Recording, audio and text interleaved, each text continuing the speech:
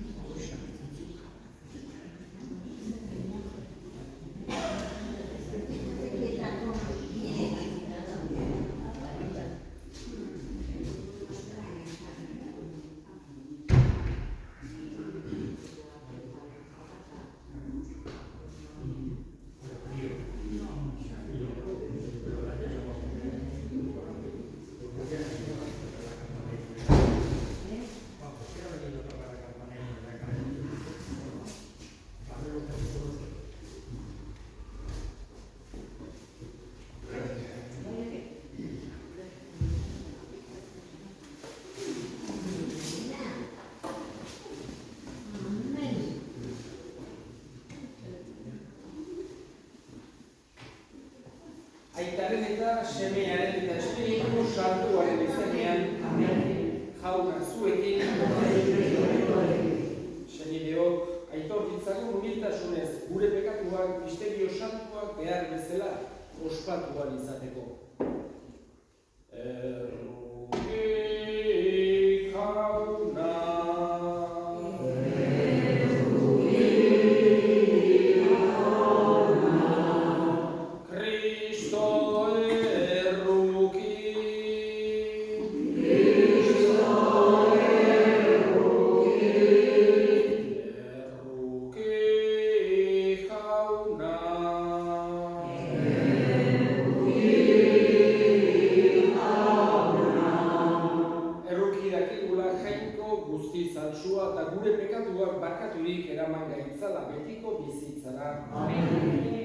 Aitza zeruetan izango ikuari, eta bakera urrean gareko goko izatik. Aina hori eta ere zaitugulako, gorazu, berikatu bazu, horespe zuri, hauspe zagur, eskarat zuri. Jainko horna zerupe errege, jangoiko baita guztia duna. Jauna sekakak da zurizo, jainko horna, jainkoaren bizos, aitaren seme. Zuk entzen duzu munduro bekatua, erroki jauna. Zuk entzen duzu munduro bekatua, entzun gure. Aitaren eskuinaldea jarri izan duzu, erroki jauna. Zu bakarrik santua, zu bakarrik jauna. Zu bakarrik goikoa Jesu Kristo, Espiritu Santuarekin, jainko aitaren artean. Egin dezagun otoitz. Jainko jauna Xabierko Frantzisko apaiz santuaren itzaldiez herrialde asko ekarri zenituen zuregana. Egizu, sinismena zabaltzeko gogo biziak sutu ditzala fededunen bihotzak eta egiza seme alaba berriak izateaz poztu dadila. Zure seme Jesu Kristo gure jaunaren bitartez, zurekin eta Espiritu Santuarekin, jainko eta errege bizi baita, gizaldi eta gizaldietan.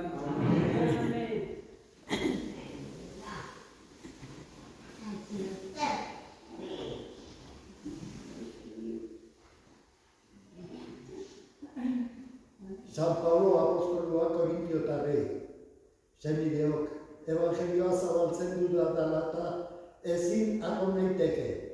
Beharrezkoa baitutenik hori eta erruki egini evangelioa zabaltzen ez badut.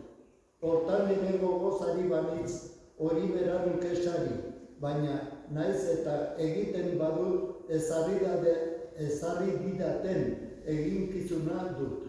Zer da beraz nire saria, evangelioaren zabalkundea egitea, eta hori berri honen utxean zabaltzeagatik dagozki didan eskubidetaz baliatu gabe. Inorren menpeko ez izanik ere guztien morroi egin naiz, guztiak irabazteko. Argalentzat argal egin naiz, argalak irabazteko. Guztientzat guzti egin naiz, nolabait norbaitzuk irabazteko. Eta guztiek evangelioarengatik egiten dut berri horretan neronen eta parte izan dezadan. Jaunak esana.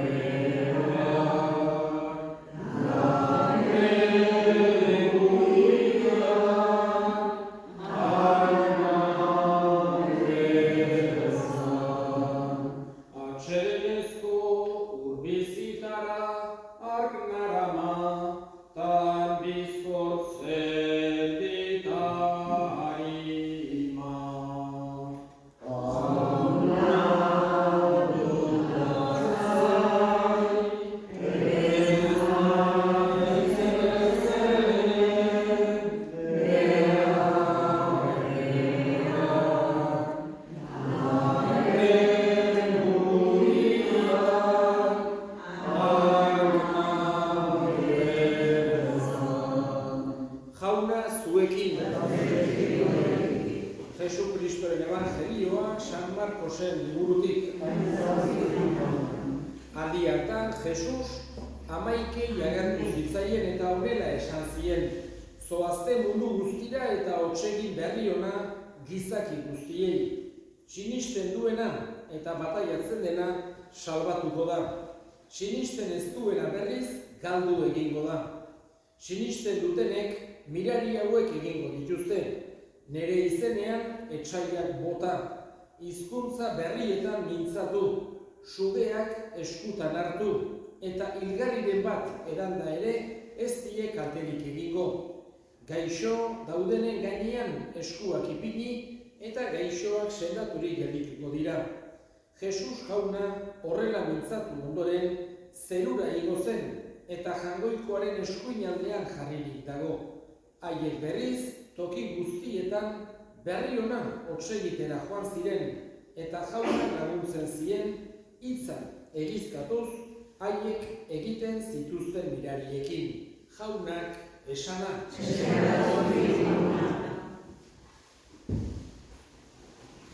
Gaurkoan gure San Francisco Xavier hartuko dugu, bereziki gogoan gure Nafarroko zaindaria eta baita ere misioetako zaindaria. Esan genezake, santu batzuk eukitzen dutela batez ere bere devozioa edo bere itzala leku konkretu batzuetan bakarra edo esparru konkretu batzuetan, ofizio batzuetako pertsonak edo kongregazio konkretu bateko pertsonak edo familia espiritual bateko pertsonak, baina beste santu batzuk badaukate halako unibersaltasuna. Mundu guztian eta oso jende ezberdinek maite dituzte, ezagutzen dituzte, devozio ukitzen diete. Eta horien artean, nik esango nuke, arki dezakegula San Francisco Xavier. Munduko edozein tokitara joaten gerala ere, ez da harrigarria San Francisco Xavierren irudi bat arkitzea. Esate baterako guk hemen Nafarroa baditugu bi zaindari, San Fermin eta San Francisco Xavier. San Ferminen irudiren bat, hemendik kanpora arkitzea ezpalin bada, edo Toulousen edo zonalde horietan, baina bestela oso gauza arraroa da, oso toki gutxitan arki dezakegu. San Francisco Xavier ordea non nahi arki dezakegu.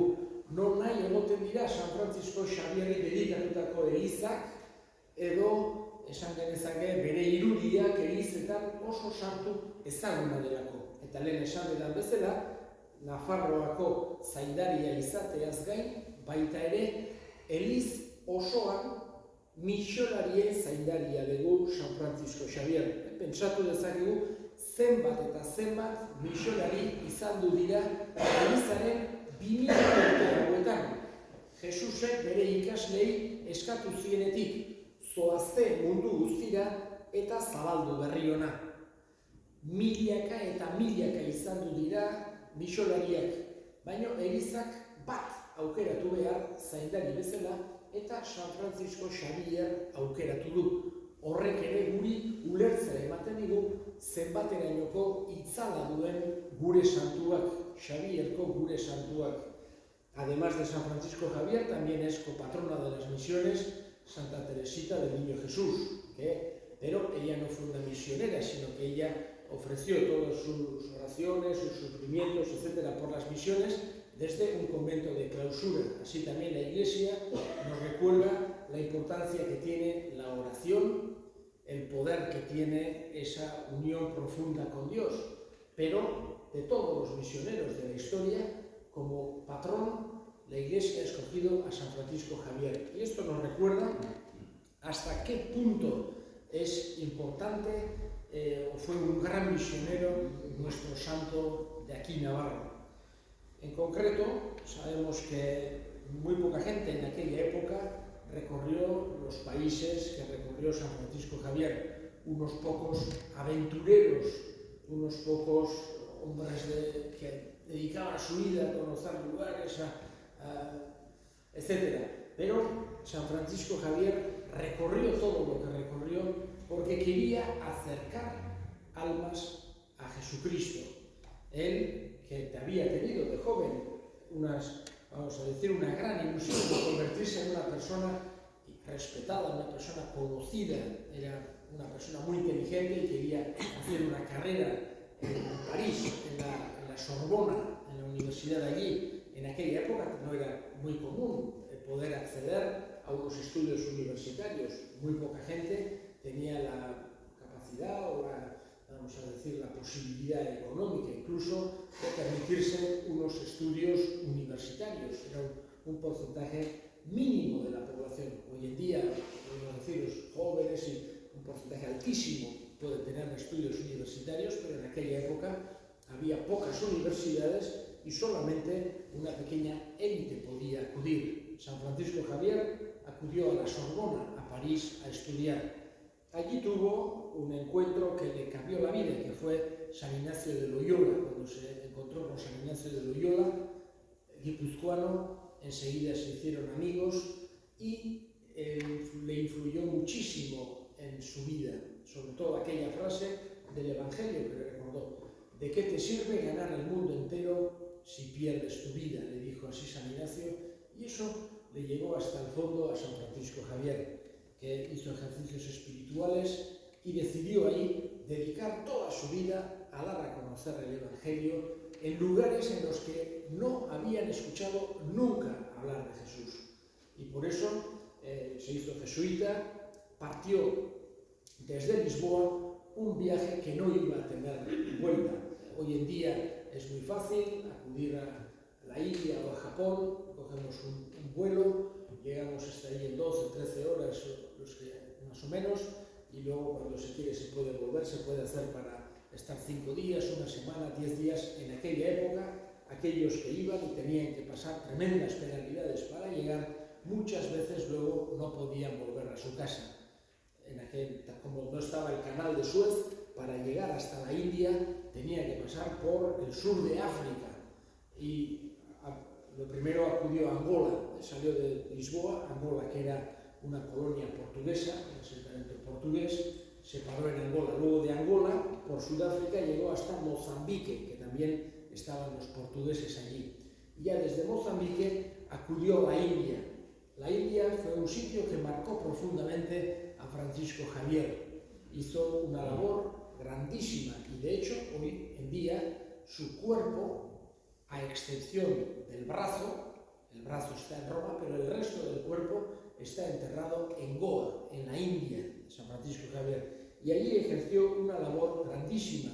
Se cuenta aquella situación en la que estaba bautizando tanta gente que ya no tenía fuerza en el brazo y le tenía que sostener los monaguillos o el brazo para poder seguir bautizando a tantas muchedumbres como bautizó en la India. Allí también tuvo una sorpresa muy bonita cuando llegó al sur de la India y encontró a los cristianos que había desde la época del apóstol Tomás. No fue San Francisco Javier el primero en llegar a la India, sino que ya había llegado en el siglo I el apóstol Tomás. Pasa que la India, al ser casi como un continente enorme, con culturas muy distintas incluso dentro de la misma, en otros lugares que llegó no había habido cristianos, o por lo menos algunos portugueses que habían llegado, etcétera, pero no había habido así cristianos autóctonos. Hizo una gran labor en la India y después acudió a Japón, que también ahí sí que sería, vamos a decir, un pionero de las misiones en Japón, y donde otro sitio que le quedó profundamente marcado. En Japón hizo también una gran labor creando unas comunidades cristianas entre gente que nunca había escuchado hablar de Jesús. Podemos decir que muchas veces cuando un misionero llega a un lugar encuentra una pequeña, aunque haya muy pocos, pero siempre un pequeño grupo que le puede ayudar, que tiene. San Francisco Javier llegó solo, absolutamente sin nadie, y él mismo creó esos pequeños grupos de cristianos.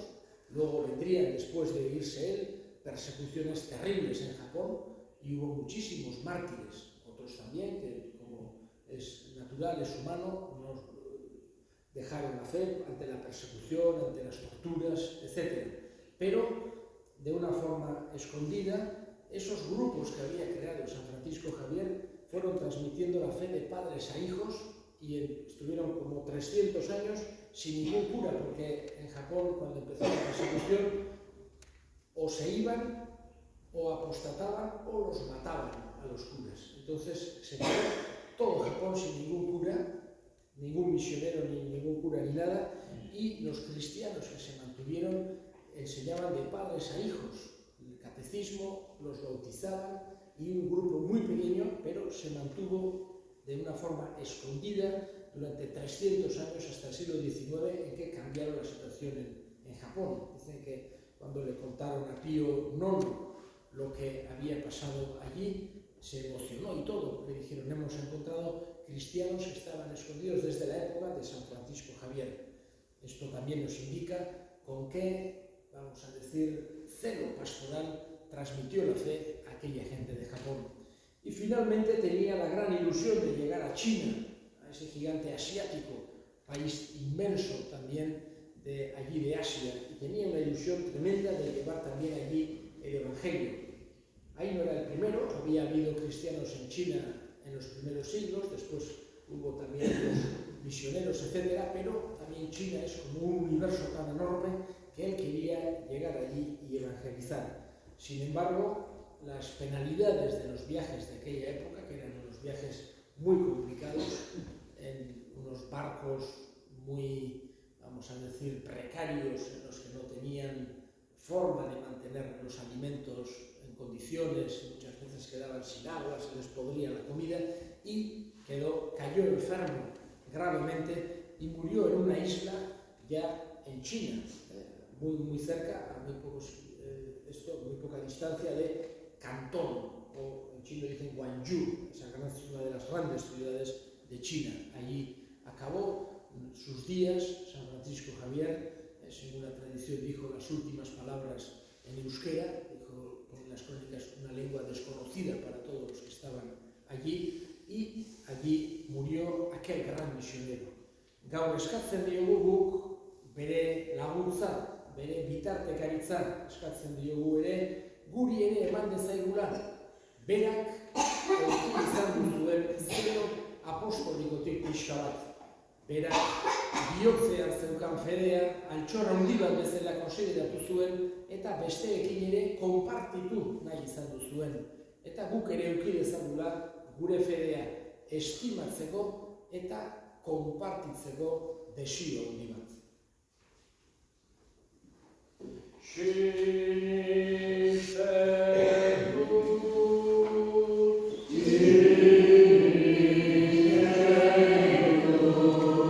Sinisten dut jangoiko eta guzti dut zeru lurren egilea.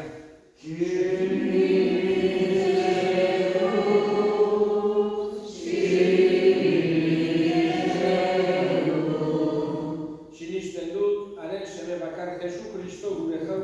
Espiritu Santuaren egitez sortu eta Andre Maria Virginia handik jaio zena.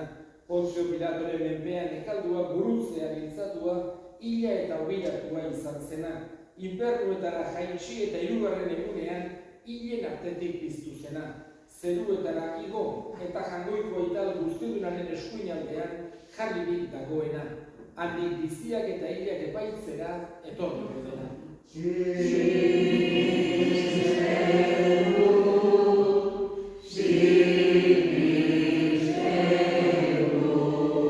Sinisten dut Espiritu Santua, Eliza Santu Katolikoa, Santu elkartasuna, pekatuen barkamena, haragiaren piztuera eta betiko bizitza.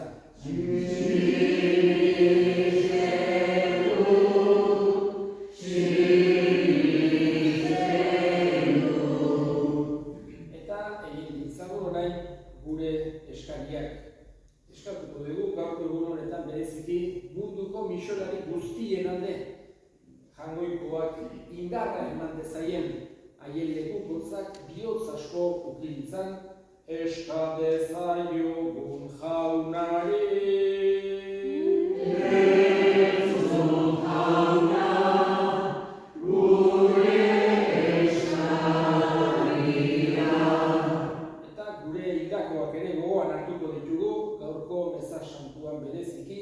Maria Angeles Ezkurdia eta Patxi Otamendi eta bere seme Javier jaunak bere baitan hartu eta handik gurean egin dezaten eska dezaiogun jaunari.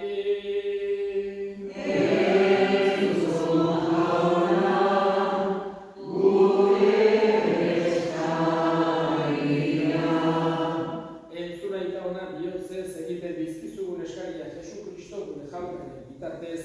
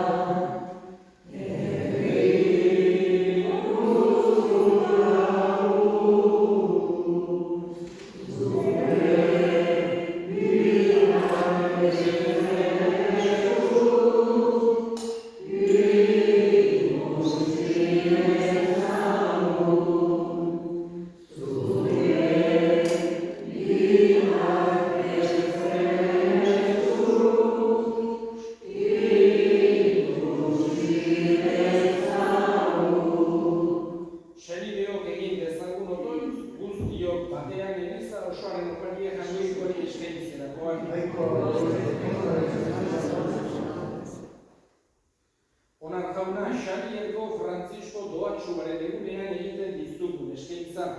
Iguzu ura, gizakiak salbatzeko egarriak urrutietara eraman zuen bezala, guk ere ebangelioaren lekuko eta itorbe izanez, gure segideekin batean zugana joateko gogo bizia izan dezagula, Jesu Kristo gure jaunaren bitartez. Amen. Jauna zuekin, gora biotzak, eskerrak jangoiko gure jaunari. Egokida bai eta zuzen nahi eta beti, zuri eskerrak ematea jauna, aita guztiz santu, jangoiko alguztidun beti ere horri. Zure aurrean, zaindari dugu Xabierko Frantzisko doatsua, zure maitasun garrez bete baizenuen eta harima zaletasunez zutu. Horrela, lan eta neke handiak hartuz eta arriskuen bildurri gabe, konta ezin alako ibilierak egin zituen eta ebangelioa atzerriko lurralde askotan zabaldu zuen, salbameneko misterioak haiei ezaguteraziz. Zure herriko egin zitezen, Jesu Kristo gure jaunaren bitartez. Beronen bitartez, aingeruek zure handitasuna goresten dute. Espiritu doatsuek zure ospea adoratzen. Goiko indarrek zuri auspez agur egiten. Postasu berak bailitu zerutar guztiak ekartzen. Onarrezazu jauna, haien gorespenekin bat egin ditzagula guk ere gure kantu gotxak. Kanta dezagun aingeruekin, zeruko kanta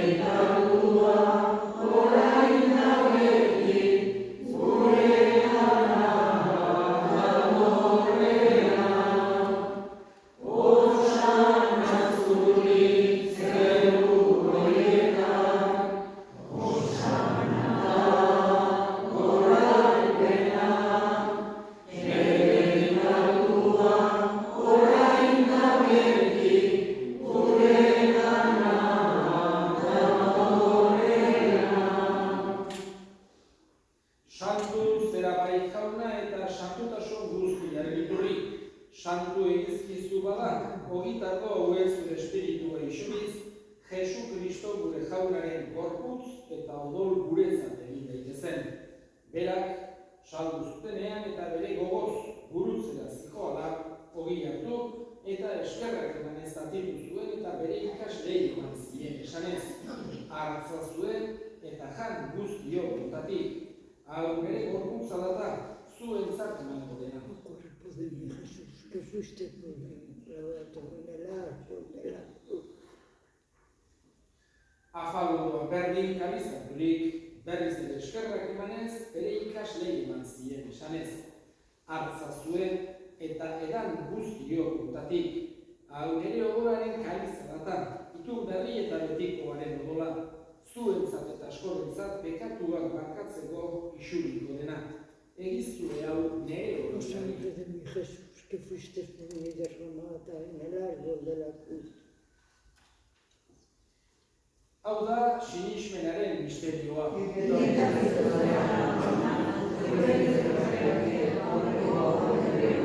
Horregatik jauna zure semearen heriotza eta piztuera gogoratuz, biziaren ogia eta salamenaren kalizan eskaintzen dizkizugu zuri eskerrak emanez, aldanean zure sarbiltzari onartu gehituzulako.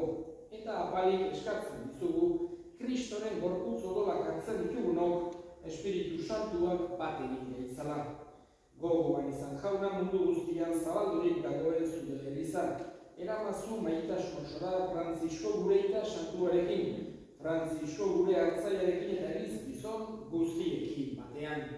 Gogoan izan jauna pizteko itxaropenea joan diren gure senideak eta hildako guztiak.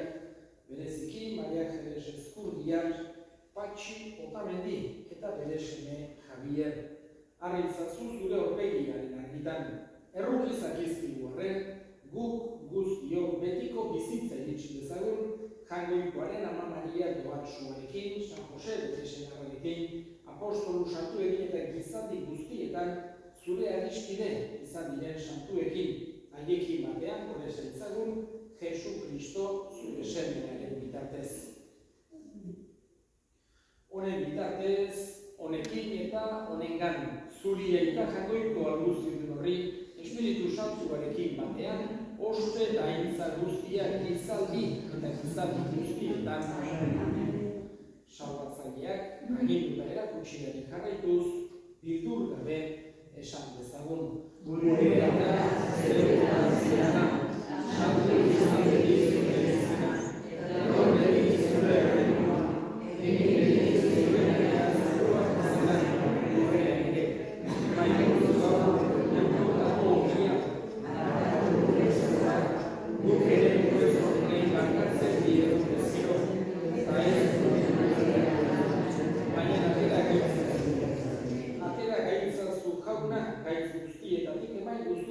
gure egunotan, zure errukiari eskar, pekatutik garbi bizi daitezen eta estuagietan sendo, betiko zorionaren itxaropenean, Jesu Kristo gure salbatzailea noiz etorriko den zain gaudela.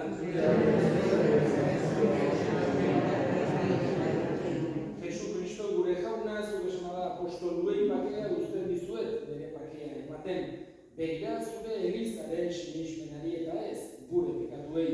Eta zure gogoaren bezala, eman jozu elizari pakea, eman batasuna, errege bizi baizera, gizaldi eta gizaldietan, jauna pakea beti zuekin. Eman jozue pakea.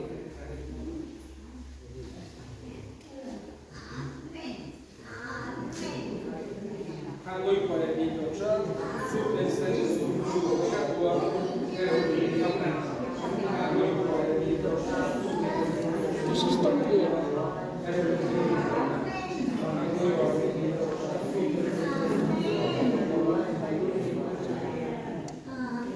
Una hemen Jangoikoaren bitotxa, munduko bekatuak entzen duena zoriontsuak, jaunaren maila deituak.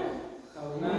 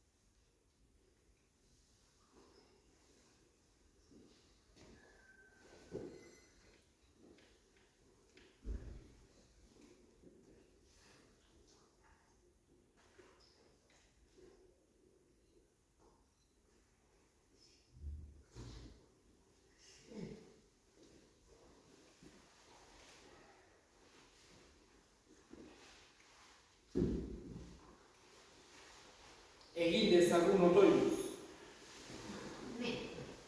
Sakramentu honek jauna piztu bezala gugan, Xabierko Frantzisko santuak harimak salbatzeko izan zuen maitasungarra.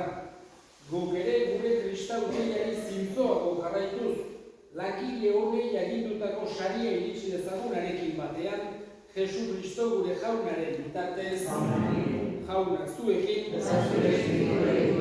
Berika zaitzatela jainko guztiaduna, gaitak eta semeak eta Espiritu Santuak, zoazte jaunaren batean. Aingeru bate Maria,